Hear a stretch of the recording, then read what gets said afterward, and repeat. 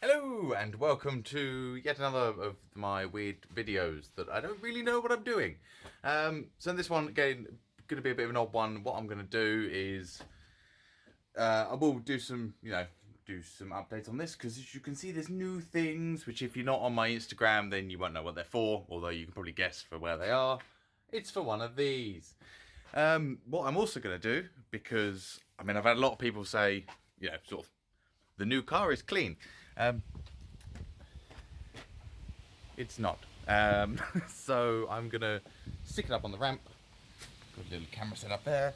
I'm gonna stick it up on the ramp and try and do a little walk around and just show you what's bad, what I've got to fix, what I'm probably gonna get a professional to fix. Just generally, specs of the car and what I know and what I don't know. Let's go.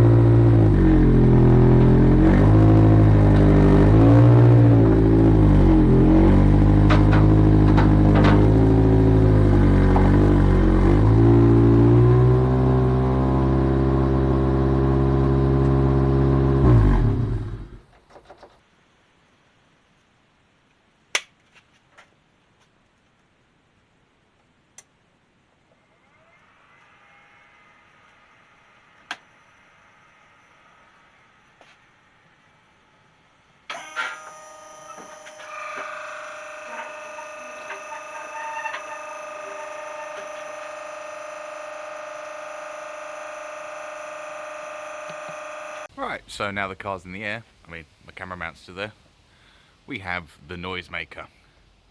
Now, I've no idea what make this is, because there's no labels on it. I'm sure AJ will be straight in the comments to tell me. But this thing, well look, there's a silencer there, and there's a small silencer in here, and that's about it. This thing's loud. That was my bod from last week, which seems to have just blown out straight away. Brilliant.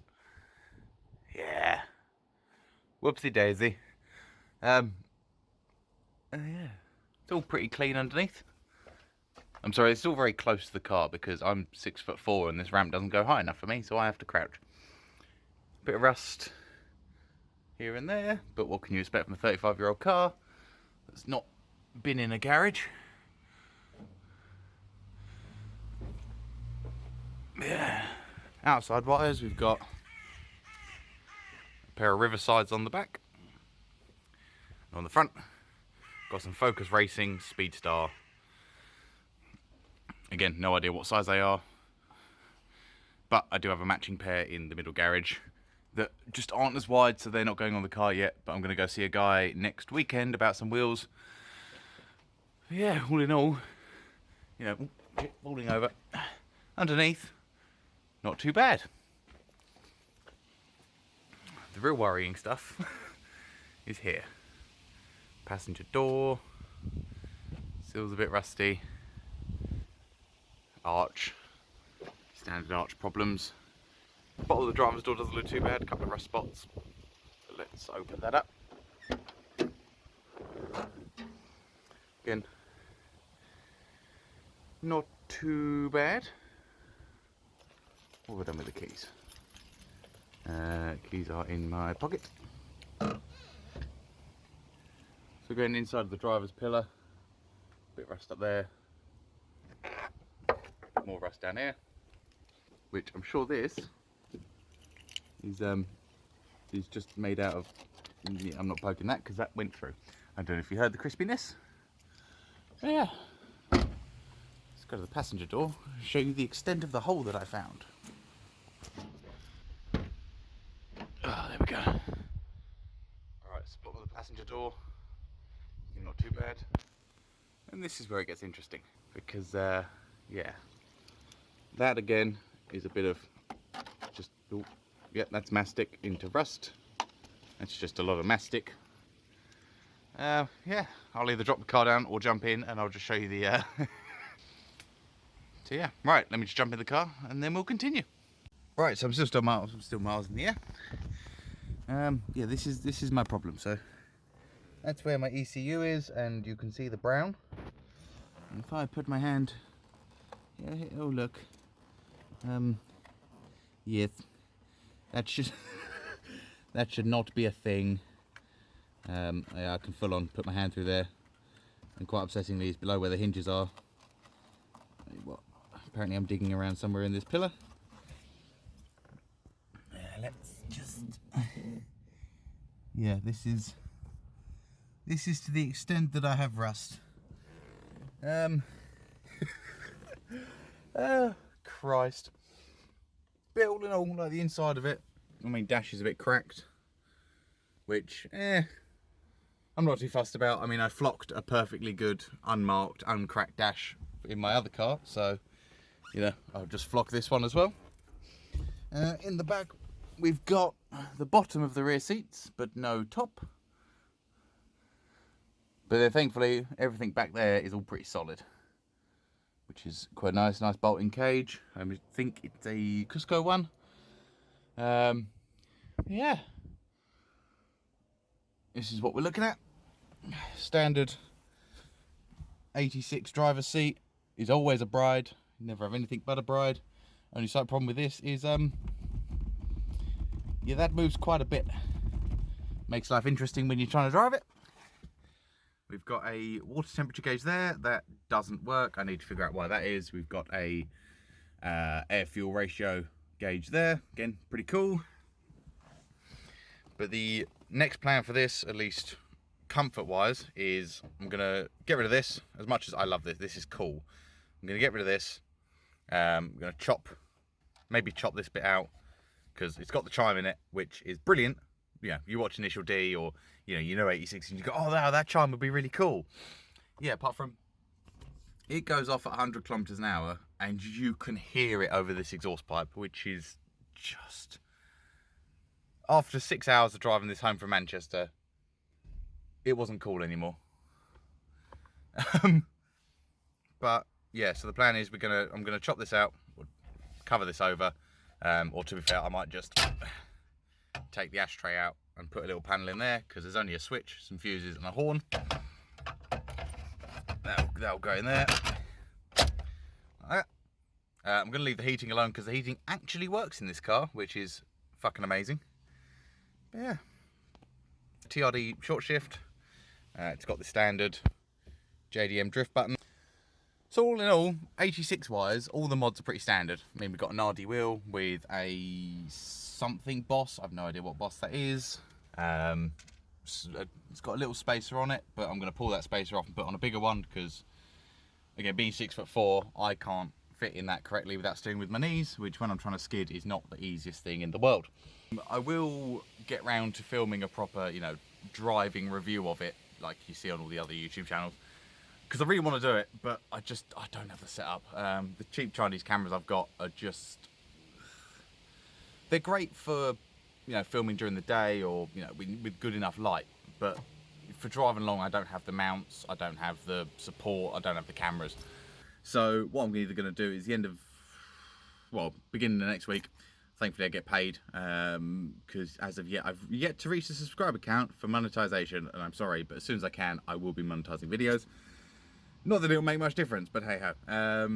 But, at the time being, let's move on to the Torino, because that's had some big progress, and that's going it's going miles quicker than it has done in the last 2 years at least.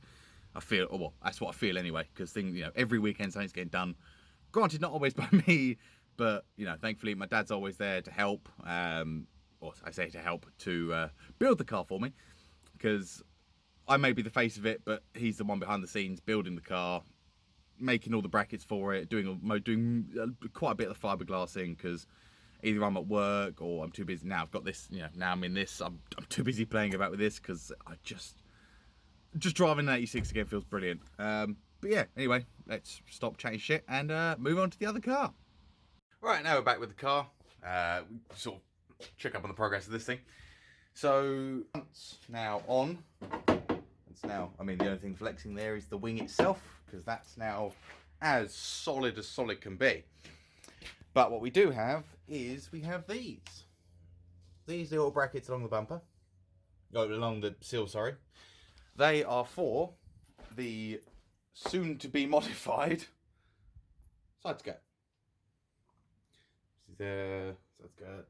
A lot of signboard on it because that's going to be modified to fit the front and fit the rear in sort of the best way that we can, because obviously, as you can see from, well, if you Google N3 cars, apart from the DMAC one, none of them have side skirts on. Well, almost none of them have side skirts on, because it's just a pain in the arse trying to get side skirts to fit, because all the body lines are weird, and you know, it's quite angular at the rear, but it's all domey at the front. So yeah, this is the next challenge, is modify this side skirt. That way the passenger side is completely done, within reason. And we want, you know, sort out some filler, or I might just leave that for Dave, because I can't be fucked anymore, Dave. But yeah, so, I mean, again, I'm not going to do this today. I'll probably film it all next weekend. But this is, as you can see, the outside mould. So what's going to happen here is, so from what my dad's semi-planned, is we're going to gel coat this surface, because this is all signboard. So it's, you know, nice and glossy, so it won't stick. We're going to gel coat in here and then fiberglass over the gel coat. So again, doing it a bit the wrong way around, because, you know, usually you'd fiberglass and then gel coat, but we're going to do it the opposite way around, because that's the way things work. So yeah, that's the plans for the car. That's what the progress is so far. There are these little notches in here as well, which will be for my LED strip, because I'm going full, I don't really know, it's either full 90s UK spec or full Japanese, LEDs everywhere, lots of RGB, because, well, why not really? I've already made this car about as outlandish as I can, and it's going to be even more outlandish when it's in paint. But yeah, so that's what these are for. They're all nice and welded to the bodywork, and once the side skirt's on here, I mean, we did test fit the side skirt once all the brackets were up and bolted on and whatnot. When the side skirt's on there, it's strong enough that you can almost stand on it, which slightly over-engineering this car a little bit. But what it also means is, if we can weld these in the same places on the other side, well, in fact, it doesn't matter about the other side, because this thing's having a side exit put on it. So this gap here is roughly where the side exit is going to have to come out. Now, one option we could do is notch out the sill, so that then it's got a decent sized hole for the exhaust pipe to come out, and then put some reinforcement in and blah blah blah blah. But the one problem I've got is there's my chassis rail, which is slightly lower than the sill, and I'm not notching chassis rails. That's just not happening. But yeah, so that's where we are at. That's where we're at with the car. It's currently Sunday, so I'm not pissing around with it. This is literally, I'm just in here to film. What I might do today, though, is, I mean, if anyone's actually been through my channel and looked at the first video I ever posted here, it was for a drift mount test. This was something I made with the old 86 out of, well, in fact, here it is. Here is said drift mount. Again, you might have seen these on, I think Americans mostly use them with drifting, or at least American Formula Drift, whatever they call it. They mostly use them, you know, stick it on top of the car, and then the fin will keep the wind, well, keep the camera pointing where the car's going without pointing at the front. So when you're drifting, you know, car goes to the side, camera's still pointing forward compared to where the car's going. I tried to make one out of, I mean, this was my ingenuity. This was before we had this workshop as well. So this was my ingenuity at home. So we've got a 3 suction cut from Screwfix, just a random bit of metal and 3 studs. Oh, 2 big studs and 1 little stud. We then have this weird, well, let's get the camera there, this weird bolt arrangement underneath this, which has a bearing, because that is a Xbox licensed fidget spinner that I got for free, so that's that. But as you can see, that's quite wobbly. And then, you know, we've got another plate, we've got a screw that matches the camera mounts. This is actually a protective bar off of a subwoofer. Now, I don't have a subwoofer. I once had a subwoofer, but it blew up. And then, you know, we got some plastic and lots of hot glue that's failed. So, you know, what I might do today is just try and re-engineer this a little bit better so that it doesn't piss about in the wind like it currently does. And the counterweight, if you watch that video, you'll hear something that sounds like that. That's because the counterweight, which is supposed to move, does move, but it moves too much, and I've not, again, lack of engineering knowledge and skill and equipment.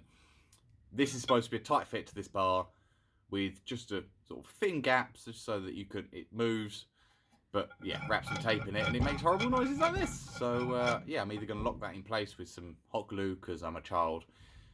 Just call me Mr. 5-Minute Crafts. Either going to lock that in place, or, well, in fact, there we go. Look, fidget spinners come off. Because my, yeah, in fact, you can almost see why that moves, because that drops and then it all just moves around. But if I can secure that, then it shouldn't drop. But yeah. So, you know, I'll call it an end for today. Just because this is just a chatting shit video, because I like chatting shit videos.